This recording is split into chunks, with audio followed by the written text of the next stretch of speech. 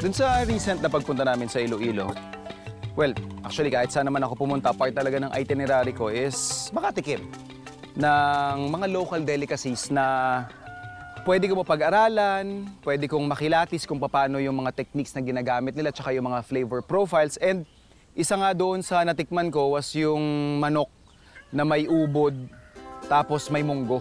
Gusto ko lang i-recreate yung natikman kong dish na yon. So basically, we have here yung ating chicken. So kakat lang natin to into portions. Meron tayong mainit na pan dito. Lagyan lang natin ng mantika.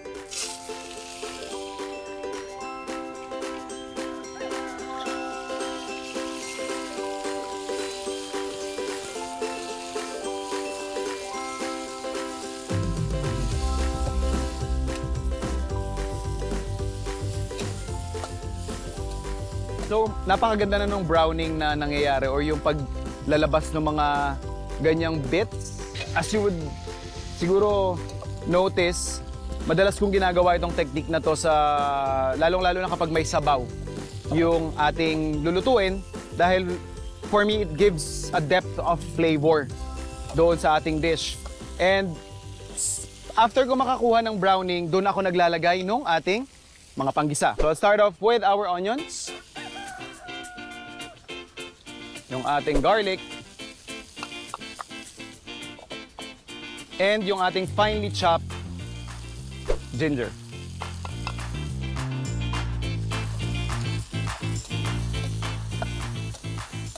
Ito yung kakaiba doon sa dish na natikman ko din is yung flavor profile ng lemongrass na binibigay niya doon sa ating combinations.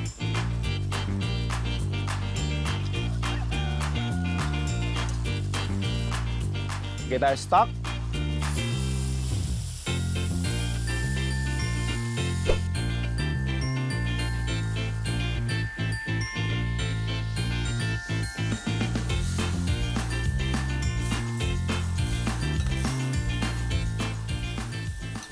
Season lang din natin to ng patis, palambutin lang natin yung munggo, and then pwede na nating ilagay yung ating ubod.